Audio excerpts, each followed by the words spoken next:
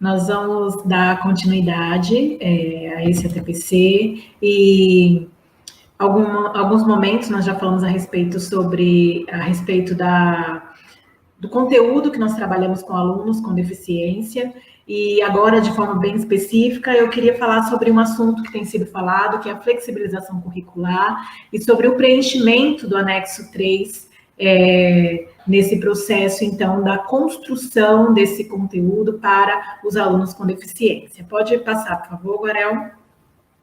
Aí nós temos algumas fontes, tá, de onde pode-se obter mais informações a respeito dos alunos com deficiência, de como são essas deficiências e como trabalhar, tá, com elas.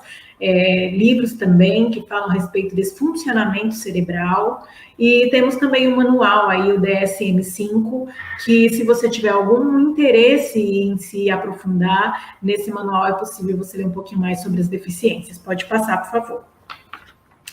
Então, eu trouxe um exemplo aí do anexo 3, que todas as escolas receberam. Ele é um anexo que fica dentro do prontuário do aluno, ou dentro de alguma pasta que seja possível ter o acompanhamento desse aluno, para que os professores dos próximos anos possam ter acesso e ver o que foi trabalhado com esse aluno, o que deu certo, o que não deu certo. E então, é um documento importante na vida desse aluno para que possa ser consultado, tá? Ele não é para ser enviado aqui para a diretoria, mas é um documento que precisa estar acessível a qualquer professor que trabalha, ou coordenação pedagógica que trabalha com esse aluno. Aí nós temos os dados iniciais do aluno, tá? A gente não vai se deter a cada um desses detalhes, pode passar para o próximo. E aí, então, propriamente, nós vamos falar a respeito da descrição do conteúdo que vai ser trabalhado. Esse anexo é para ser construído durante um bimestre, então eu não vou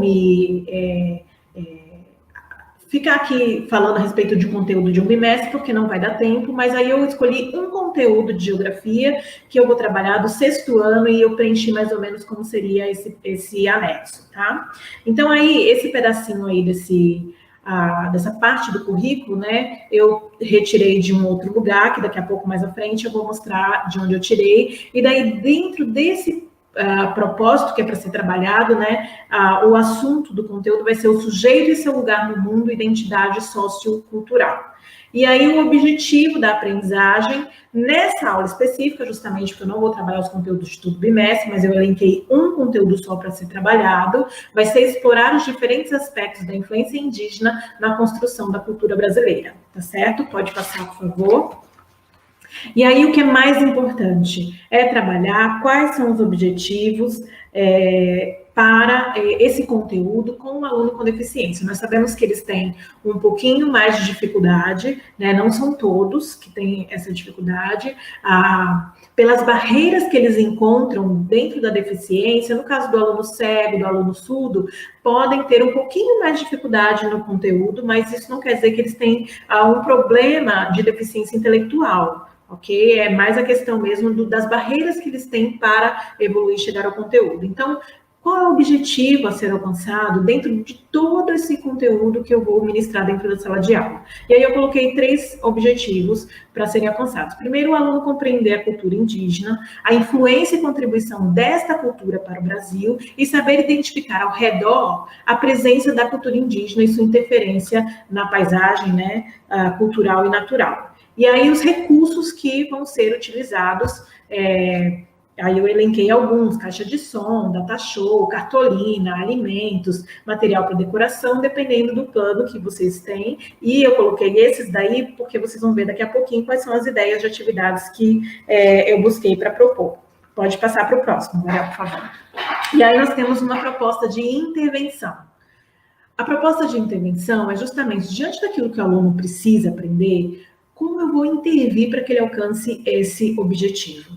Daí, você precisa definir. Eu coloquei 2 possibilidades, por exemplo.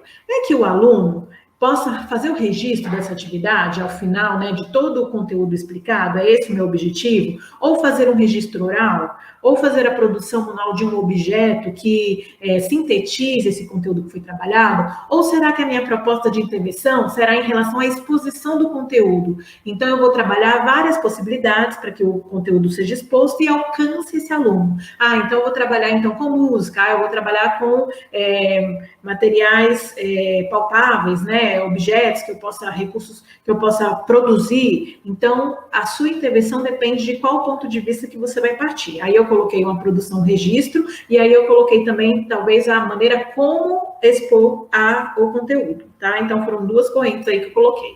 E aí, depois disso, as observações que eu percebi, diante daquilo que eu propus, o aluno conseguiu compreender, e aí eu coloquei, diante do propósito, o aluno atendeu a expectativa e conseguiu executar a atividade. Tá? Então, essa é simples, né? Mas o mais importante aí, quais são os objetivos e qual é a intervenção que eu vou propor, então, em relação a esse aluno. Pode passar, por favor? Nesse lugar aí, é só a questão das assinaturas, né? Para que tenha-se o registro de quem foi o professor e quem é o coordenador que está como coordenador pedagógico e a data que foi feito isso. Pode passar, por favor? E aí eu retirei aquela partezinha, né, da habilidade dentro desse currículo aí. Não é objetivo ler, é só para vocês saberem de onde eu retirei, que foi do site da EFAP.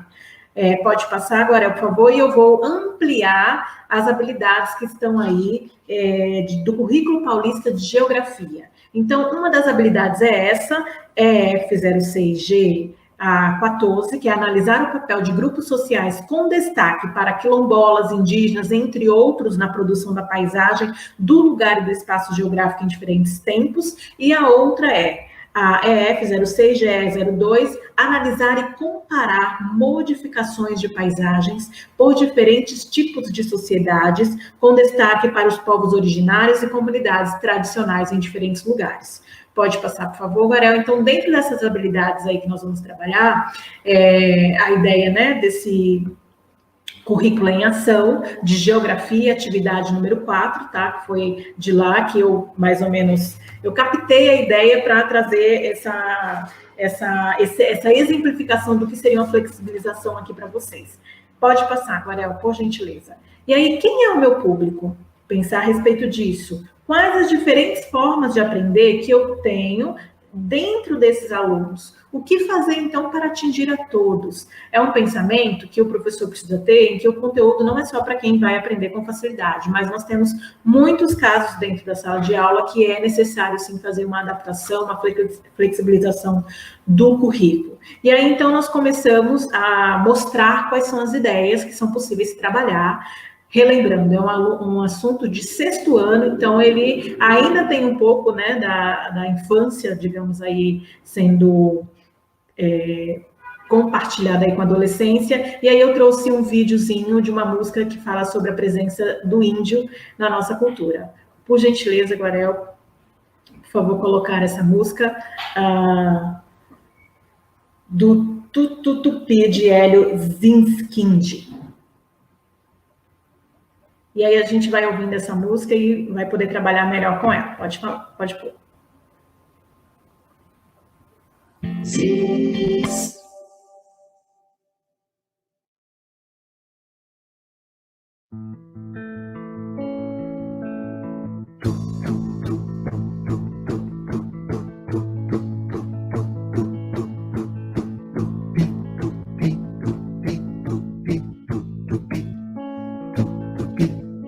Todo mundo tem um pouco de índio dentro de si, dentro de si.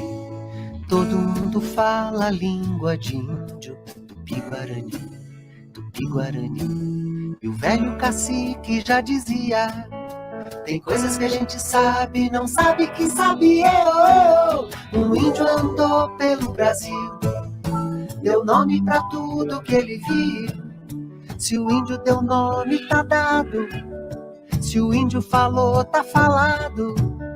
Se o índio chacoalhou, tá chacoalhado. Chacoalho, chacoalho, chacoalho, chacoalho. Vamos chacoalhar, chacoalho, chacoalho, chacoalho, chacoalho, que o índio vai falar. jabuticaba, caju, maracujá, pipoca, mandioca, abacaxi. É tudo tupi, tupi-guarani. Tamanduá, urubu, jaburu, jararaca, jiboia, tatu, é tudo tupi, tupi-guarani. Arara, tucano, araponga, piranha, perereca, sagui, jabuti, jacaré, jacaré, jacaré. Quem sabe o que é? Aquele que olha de lado. É ou não é? Se o índio falou, tá falado. Se o índio chacoalhou, tá chacoalhado. Maranhão, Maceió, Macapá, Marajó, Paraná, Paraíba, Pernambuco, Piauí, Jundiaí, Gurupi, Curitiba, Paraty. É tudo tupi. Butantã, Tremembé, Tatuapé, Tatuapé, Tatuapé, Tatuapé. Quem sabe o que é? Caminho do tatu, Todo mundo tem um pouco de índio dentro de si, dentro de si. Todo mundo fala a língua de índio, tupi-guarani, tupi-guarani. Eu, eu, eu, eu,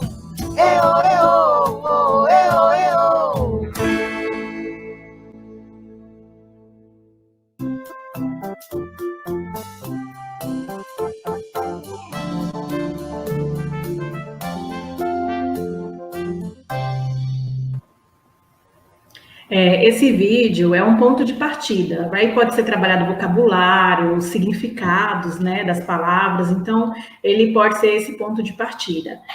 Além disso, além da música, outros elementos indígenas, né, a gente sabe que aí é apenas um dos grupos que viveram no Brasil, mas nós temos outros tipos de elementos que podem ser trabalhados. Pode passar, por favor, Mariel. Aí tem a construção, por exemplo, né, desses artesanatos que eles faziam, né, aí um colar que pode ser feito com macarrão. Nós temos o joguinho também, o dominó, que pode ser utilizado para que esse aluno possa ter a referência de quais são esses símbolos, né, da cultura. Pode passar, por gentileza. Nós temos aí, na próxima imagem, uma exemplificação do que seria algo concreto. Tem aí as cabaninhas, né, dos índios e penas, enfim, a estrutura, né, de uma concretização que pode ser feita dentro da sala de aula, com os alimentos típicos também, né, que vem dessa cultura. Então, é uma maneira de ser trabalhada essa ideia, né, do índio. Isso, inclusive, essa construção pode ser considerada uma avaliação, né? O que é produzido pelo grupo pode ser considerado uma avaliação. Pode passar, por favor. A gente tem aí alguns registros de como pode ser feito, né, a sistematização do que foi aprendido, por exemplo. Por exemplo, isso daí que pode ser colocado no caderno, colar no caderno. Nós temos aí dentro, né, não sei se dá para enxergar bem o mapa do Brasil, que pode ser pintado as regiões em que estiveram os grupos indígenas e quais foram eles. Pode ter uma pesquisa, né, e escrever. Pode passar mais uma, por favor. Outras formas de registro, tá? Aqui é de um outro material que não tem nada a ver com índio, mas eu achei interessante esse material dentro de uma cartolina que pode ser organizado também como esse resumão do que foi aprendido em relação ao conteúdo. Tem aí escrito em alguns dias do índio, né, porque nós temos essa data, né, festiva, mas aí eu achei interessante essa maneira de registrar esse conteúdo, né, colocando no caderno também esses palitinhos, né, escrito aquilo que foi aprendido do conteúdo. Pode passar, por favor. Tem essa outra apostilinha, né, digamos assim, que foi criada com o nome do índio, com o nome índio, né, do lado, e cada uma delas tem atividades, exercício que pode ser feito, trabalhado sobre a cultura indígena, né, tem até alguns povos indígenas aí, enfim, algumas maneiras de pensar o conteúdo. Eu não vou me deter muito nisso, só mostrando mesmo as ideias de como se pode trabalhar essa questão do conteúdo. Pode passar o próximo, Varel, por favor.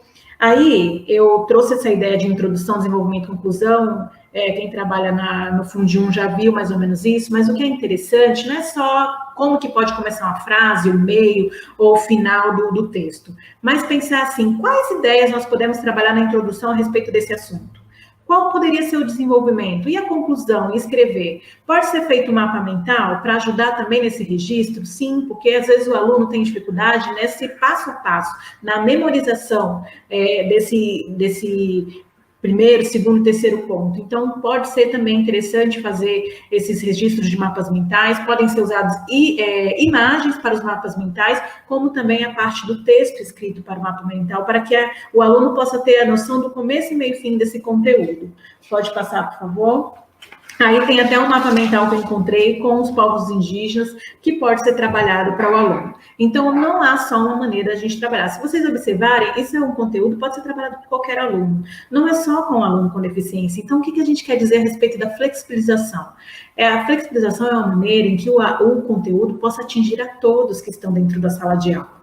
E quando a gente traz isso de maneira diversa, diversificada, interessante, divertida, manipulável, que possa envolver todos os sentidos, aí sim a gente vê que realmente tem um ganho de conteúdo.